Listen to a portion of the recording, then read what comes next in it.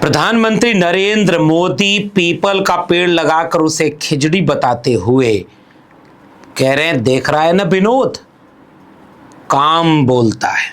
सुनते हो ना विनोद, काम बोलता है। हालांकि प्रधानमंत्री नरेंद्र मोदी ये बात शायद याद नहीं रखे होंगे कि काम बोलता है नारा 2017 में अखिलेश यादव ने लगाया था। खैर, दूसरों का काम उनके नाम। हालांकि उनका काम क्या बोल रहा है?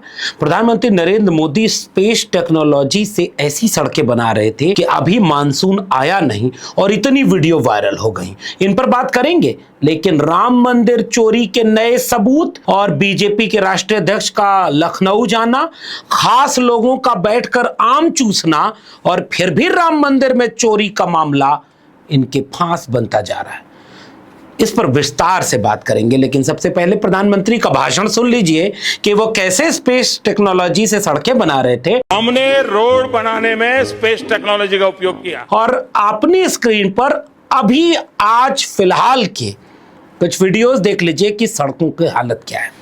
यही बीजेपी के बजाय किसी और सरकार के इतने भ्रष्टाचार, करोड़ों करोड़ रुपए की सड़कें जैसे गंगा एक्सप्रेसवे, दिल्ली देहरादून एक्सप्रेसवे, मुंबई का एक्सप्रेसवे, करोड़ों रुपए की सड़कें, कितना भ्रष्टाचार खाया गया होगा कि ये इतनी बर्बाद हो गई। और बनने के साल 2 साल उनके भीतर का मामला है। गंगा एक्सप्रेसवे तो अभी उद्घाटन ही हुआ है, कुछ ही महीने हुए।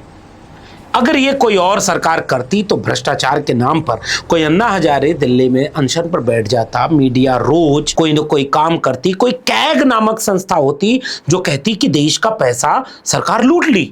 लेकिन अब जब सारे संस्थान आरएसएस और बीजेपी के गुलाम बन जाएं तो फिर कौन बोलेगा? लेकिन राम मंदिर में चढ़ावा चोरी पर कुछ लोग तो बोल रहे हैं, और बोलने के बीच में यह मामला इतना बड़ा हो गया है कि अब बीजेपी ने अपने राष्ट्रीय अध्यक्ष को 2 दिन के लखनऊ दौरे पर भेजा है। योगी आदित्यनाथ रोज रैलियां कर रहे हैं, और जो लोग कहते थे कि चुनाव जल्दी करा लेंगे, वो लोग अब डरे हुए हैं कि उत्तर प्रदेश में राम भक्त नाराज हैं, और नाराज साधु संत भी हैं। क्या होगा आगामी 2027 के विधानसभा चुनाव में?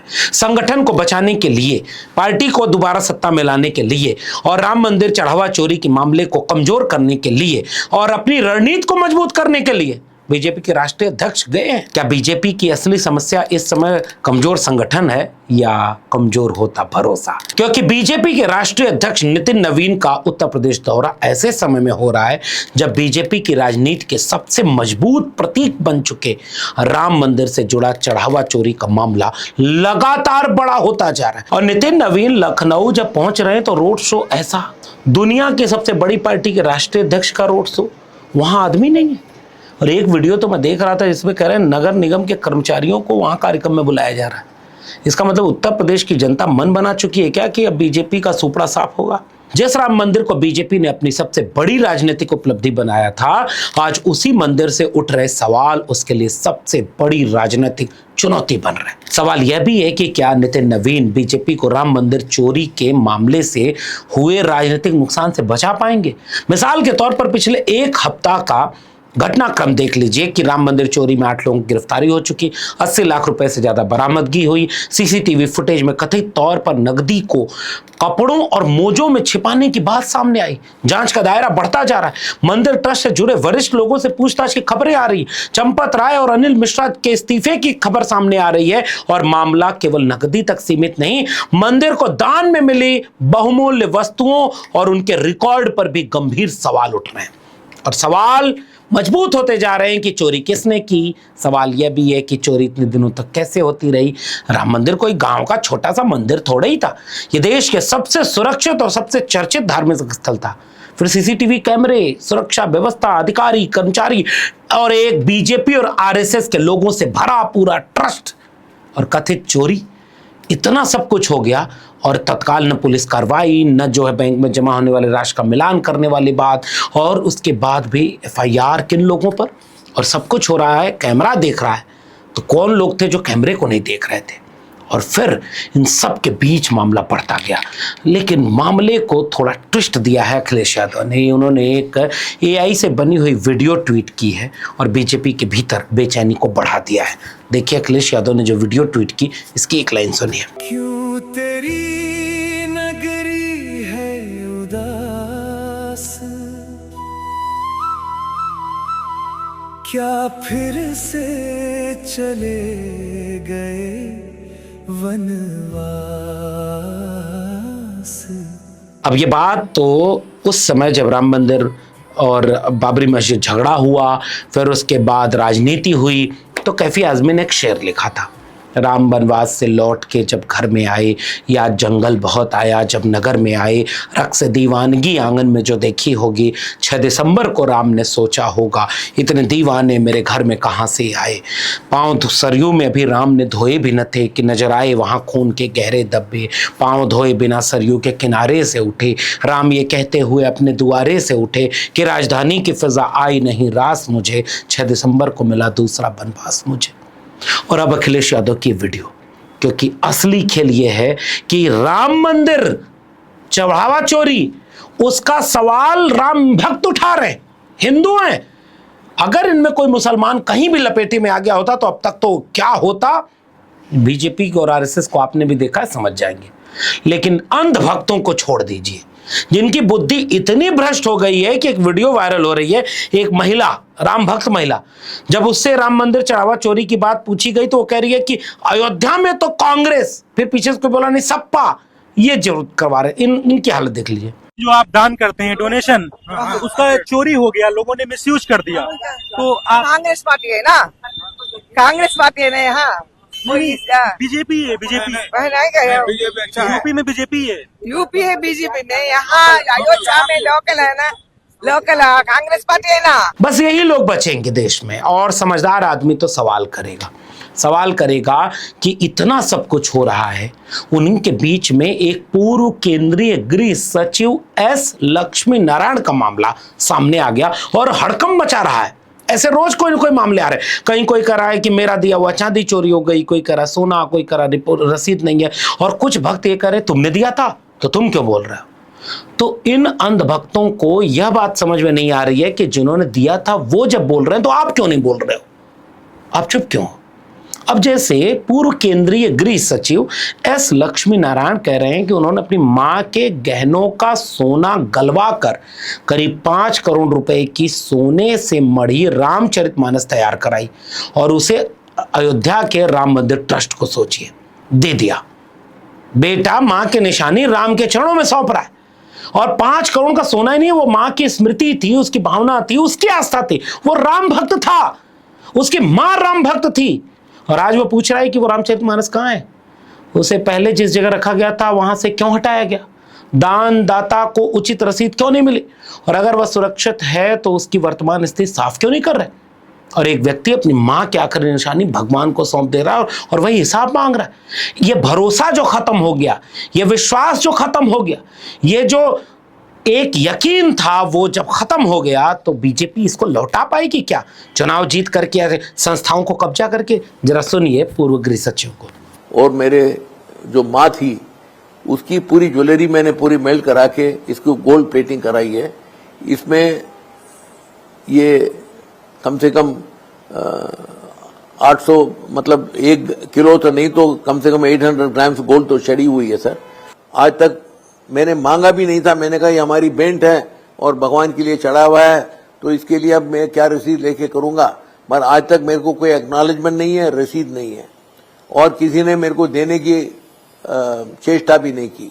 और चीफ सेक्रेटरी और एसआईटी के मेंबर्स को मैंने फिर चिट्ठी लिखी है और ये बताया कि पहले चेक तो कर ले कि ये सही सलामत है कि नहीं और कहाँ है, और है तो उसकी ऑडिटिंग वगैरह करके उसको सही दर्ज करा के जहाँ रखवाना है रखवाने की मैंने फिर प्रार्थना की है। अब ऐसे तमाम सवालों को विस्तार दीजिए कि मंदिर को कितने सोने चांदी की वस्तुएं मिले, कितने गहने मिले, कितनी बहुमूल्य धार्मिक वस्तुएं दान में मिली, क्या हर सामान का डिजिटल रिकॉर्ड है, क्या हर दानदाता को रसीद मिली, या इन चीजों का स्वतंत्र ऑडिट हुआ, और अगर नकदी के हिसाब में सेध लग सकती है तो बाकी कहाँ वो सुरक्षित होगा।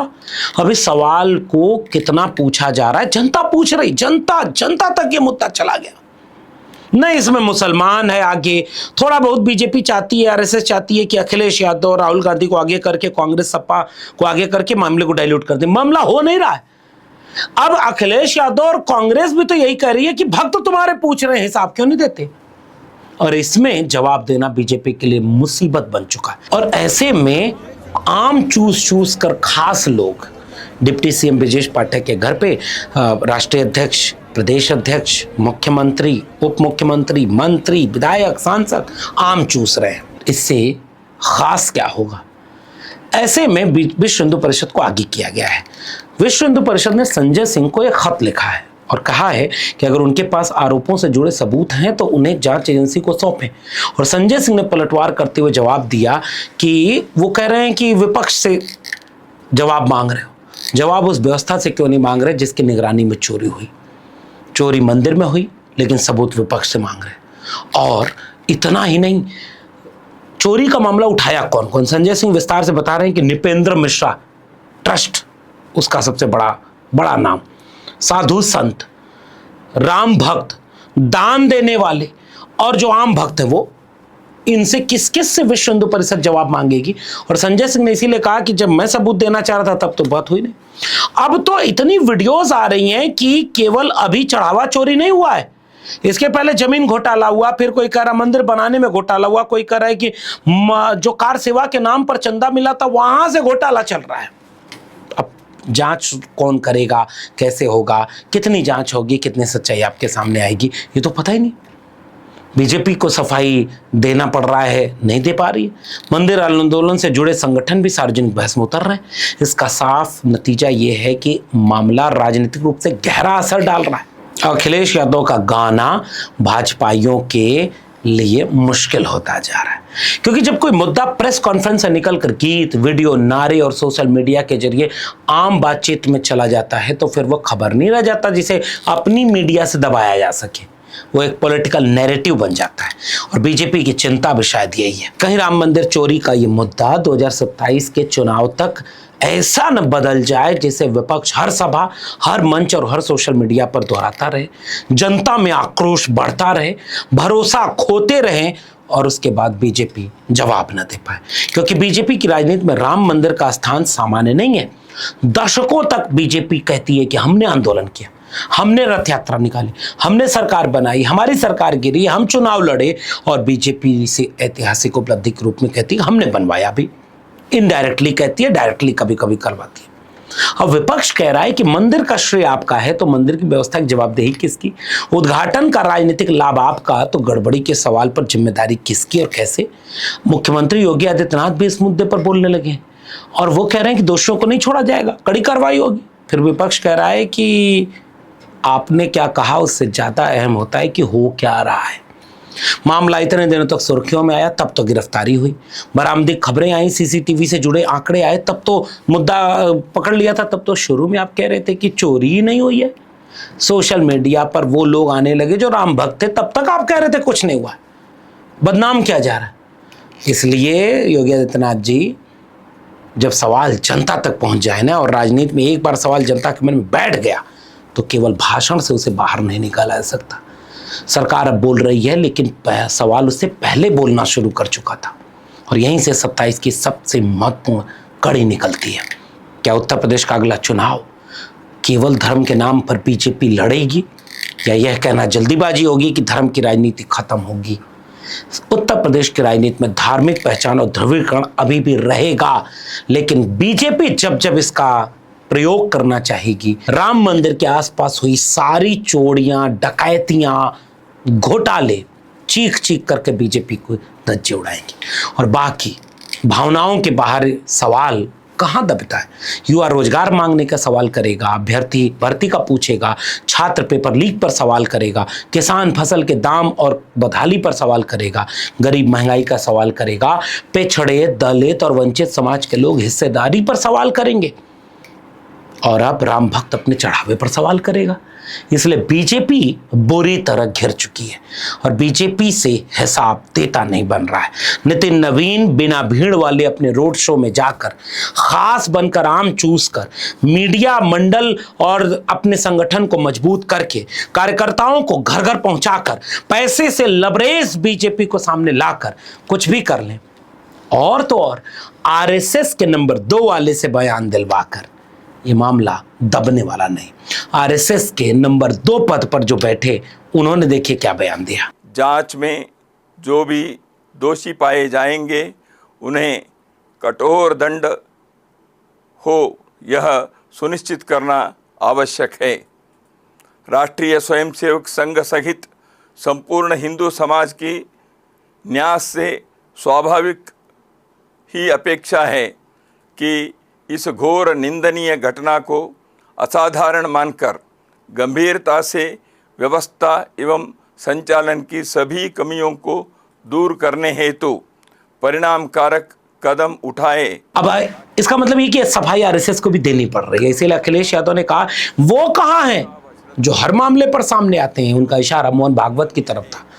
अब सवाल जनता पूछ रही कि योगी आदित्यनाथ, नरेंद्र मोदी और मोहन भागवत चुप क्यों हैं? और अगर आप चुप हैं तो 2027 में यूपी की जनता चुप नहीं रहेगी, वो सवाल करेगी क्या क्या हुआ, क्यों हुआ, कैसे हुआ। और ये भी सवाल करेगी छोटी छोटी मछलियों को सजा देने से बड़ी मछलियों को बचाने की बात और साफ हो रही है। अभी तक साफ नहीं है कौन चंपत राय, कौन अनिल मिश्रा, कौन गोपाल राय। इस्तीफा मंजूर नहीं हुआ, बैठक होगी तब होगा, हिसाब कहाँ जाएगा। इसलिए अब राम के नाम पर राजनीति करने वाले, राम के नाम पर इतना भरोसा टूटने के माहौल में चुप हैं, इसका जवाब जनता मांगेगी। और इसलिए भाजपा और आरएसएस की राजनीति सबके सामने आ रही। सोचना समझना आपको है कि आप उस वाली कैटेगरी में हैं जहां अंधभक्त कहते हैं मोदी चाहे मेरा कुछ भी कर ले, मैं वोट मोदी को ही दूंगा, आएंगे तो योगी ही। या आप उस कैटेगरी में हैं कि आप ये देख लें, पहचान लें और समझ लें कौन क्या राजनीति कर रहा है और क्या दिखा रहा है। फैसला आपके हाथ में। फिलहाल इस वीडियो में इतना ही। वीडियो पसंद आई हो तो लोगों तक शेयर करना मत भूलिएगा। चैनल को सब्सक्राइब नहीं किया तो जाते थे चैनल को सब्सक्राइब कर लीजिएगा। बेल आइकॉन यानी घंटी बटन दबाएंगे तो अगली वीडियो की सूचना मिलेगी। ज्वाइन करेंगे तो हमें थोड़ी ताकत मिलेगी। फिर मिलेंगे, तब तक के लिए बहुत बहुत धन्यवाद।